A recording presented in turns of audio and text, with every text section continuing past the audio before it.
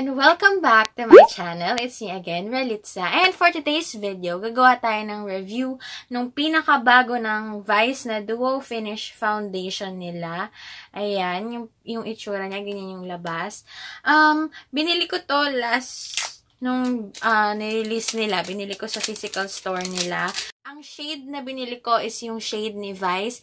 Hindi ko sure if ito yung shade ko, pero let's see. Itong Duo Foundation nila is $245 and sobrang ganda ng packaging. Katulad din to ng packaging nila sa mga blush at saka nila pang contour, yung pang highlight nila.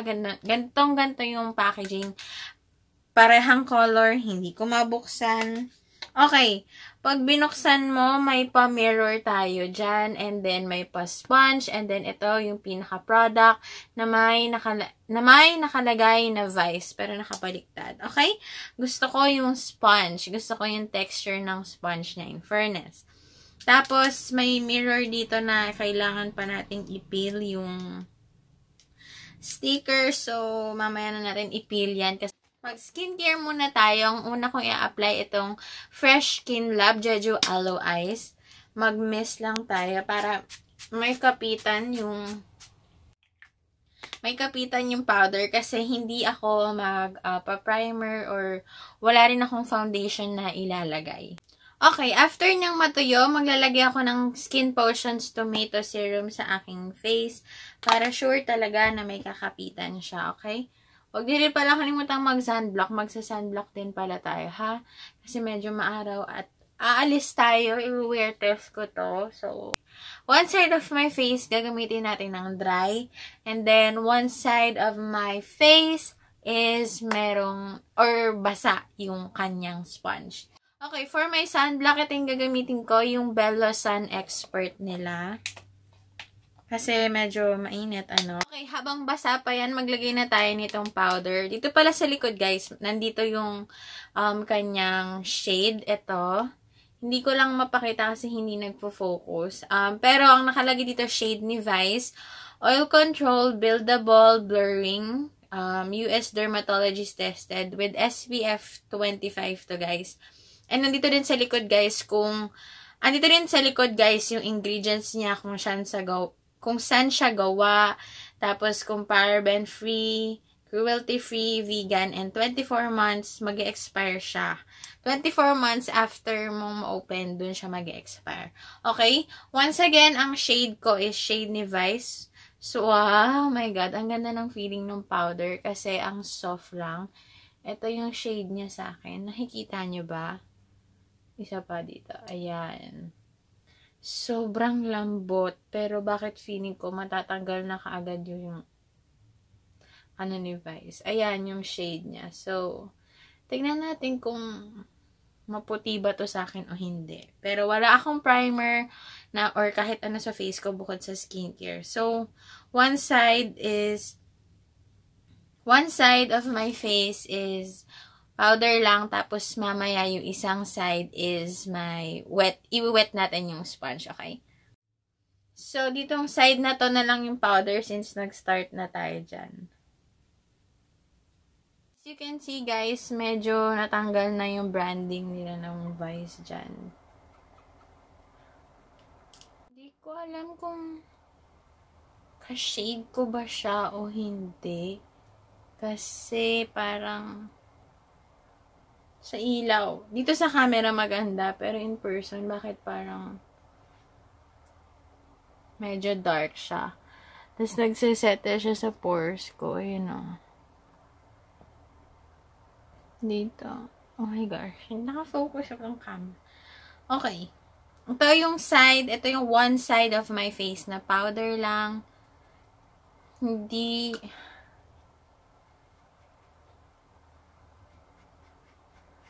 nyo natakpan yung pimple marks ko, pero smooth siya sa face. Yun nga lang, nagsettle siya sa pores ko dito. Kasi ito yung side na, or ito yung area kung saan malaki yung pores ko dito banda.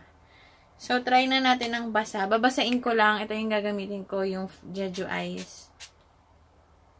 Basain lang natin yung sponge. Sana pagbasa, makoveran niya yung ano ko.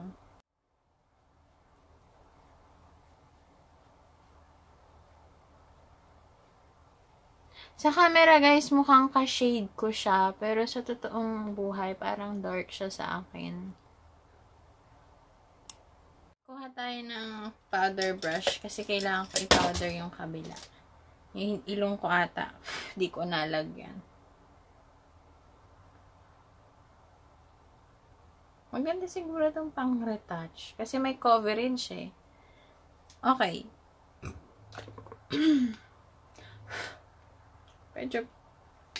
Medyo powdery lang siya pagka ginamitan mo siya ng brush. Pero, wait.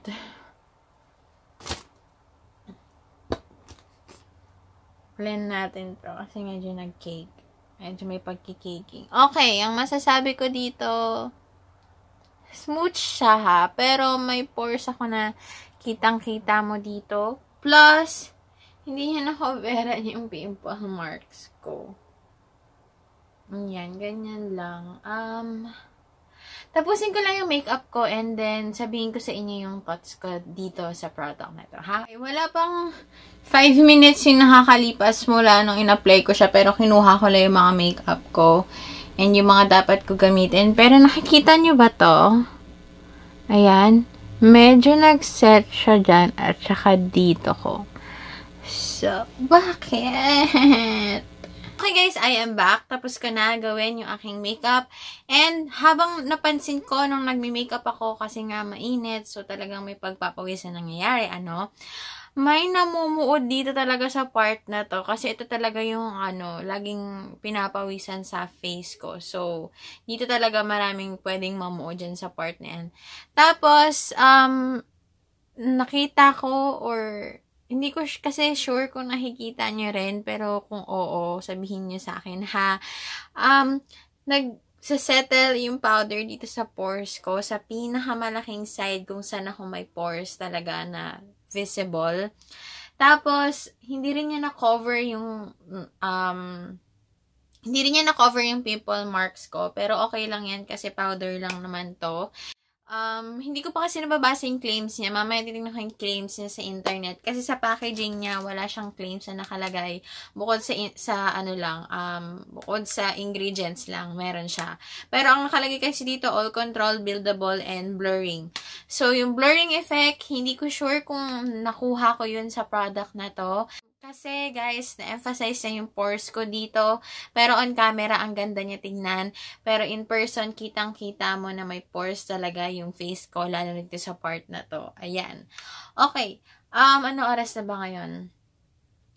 Ngayon ay 3:49 na ng hapon. Aalis ako and mag-check-in ako sa inyo guys from time to time kung ilang blotting paper ba ang makukuha ko dito sa product na to. Ang thoughts ko guys, ibibigay ko sa inyo mamaya after my very, very last update. Okay? So, pero ngayon, ang masasabi ko lang guys, na-emphasize na yung pores ko, hindi ko nakuha yung claims niya dito sa likod na may blurring daw siya. Na-emphasize niya ang aking pores. Which is, yun yung ayoko para sa akin kasi medyo turn off ako dun sa part na yun. Talagang pag may product na nakaka-emphasize ng pores ko, medyo na-turn off talaga ako. Kaya, okay guys, so I am back after 7 hours. Wala akong ginawang iba sa mukha ko. Hindi ako nag-retouch, hindi rin ako nag-blot the whole day. Surprisingly, ito pa lang yung oil na nakukuha ko ngayon. Pero let's see kung gaano karami yung oil na meron ako dito. Okay, lumipad yung blotting paper ko. Okay. So, kanina kasi, di ba sabi ko, hahanapin ko yung claims ng Vice Cosmetics. Okay? As you can see, ayan na yung oil. Dumikit na sa aking nose area, lalo na sa T-zone ko. Nandiyan na yan. Okay. So, sabi ko, diba, hahanapin ko yung claims ni Vice Cosmetics dito sa product na to. Kasi nga, pag binili mo yung product, yun at yun na yun. Wala nang ibang kahit ano. Kung ano lang, nakalagay sa likod, yun na yun. Yung packaging niya, yung pinaka-cover is plastic lang. Nung binuksan ko, plastic lang. Ganito lang yung itsura niya. Ayan. So, wala nang kahit ano. Pag binili mo, ito na siya. Ito yung makukuha mo. So, babasahin ko sa inyo guys habang nagbablat ako yung claims ng product. Okay?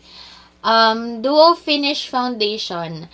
A collection of soft dual finish powder that gives a flawless airbrush look for medium to full coverage. So, maganda na yung powder mo. May SPF na, lalo na ngayong tag-init. At saka kanina, di ba, nakikita niyo itsura ko na parang hindi ko siya gusto kasi nga medyo nahalata niya na yung pores ko. Pero guys, believe me, nang nag-oil ako, parang mas gumanda na siya. And sa T-zone lang ako naging oily. Hindi ako naging oily dito sa ibang part. Nandito pa rin yung highlight ko, as you can see.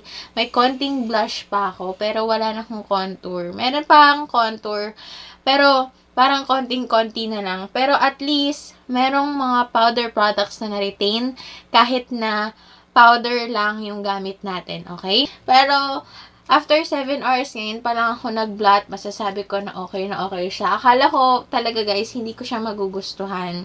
Kasi nung unang in-apply ko, talagang sobrang hindi ko siya gusto. So sabi ko, baka hindi ko gusto tong product na to. So sayang na naman yung pera ko kasi hindi ko naman siya magagamit. Pero ito yung oil ko guys after 7 hours. Guys, after 7 hours. Yan yung oil. At saka after 7 hours. At saka guys, ngayon ba lang ako nag-blot ngayong araw. Wala akong kahit anong ginawa pag-retouch sa face ko bukod sa mag-blot ngayon. Ngayon na nag-film ako. Ngayon na pinapakita ko sa inyo.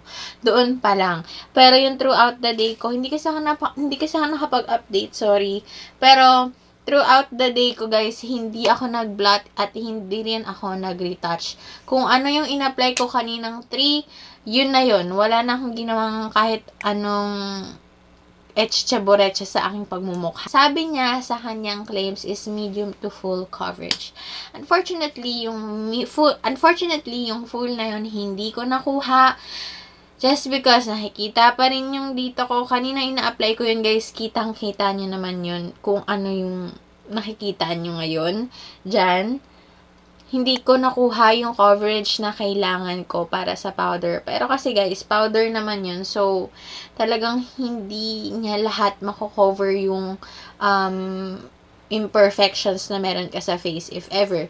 Okay na okay guys, sa akin yung product na to. Mare-recommend ko sa inyo to guys. For everyday, sobrang lightweight niya lang sa face. Wala akong na-feel na kahit anong heaviness sa aking pagmumukha throughout the day. As you can see, yung oil control niya, okay na okay for a powder form foundation. 7 hours pa lang, after 7 hours pa lang ako nag-blot, so okay na sa akin yon. Kung may pimple marks ka na katulad ng akin, mas maganda siguro if magfa-foundation ka muna or concealer or BB cream, anything na base na pwedeng matakpan yung pimple marks mo. Tapos, tsaka mo siya iset nung Duo Finish Foundation nila. Siguro yon mag-workout yon. Tapos guys, mag-primer if merong mga enlarged pores na may emphasize. Kasi definitely may emphasize niya. Yung akin kasi na-emphasize niya. Pero again guys ha, case to case basis to ha. Kung may mag-work sa akin na maganda tapos hindi mag-work sa'yo, or may suggestion ka sa akin na product na nag-work sa'yo tapos hindi maganda sa akin, alam yun, kasi we all have different skin types eh. So, hindi mo talaga masasabi kung paano mag-work yung isang product sa'yo unless i-try mo. So, kung nakatulong tong video na to, please give it a thumbs up and mag-comment down below ka kung anong gusto mong gawin kong video next. At nandito ka na rin naman sa channel ko, might as well subscribe at i-turn on yung notification bell para pag may bago ako upload, ikaw yung unang-unang makakaalam. And that's all for today. Bye!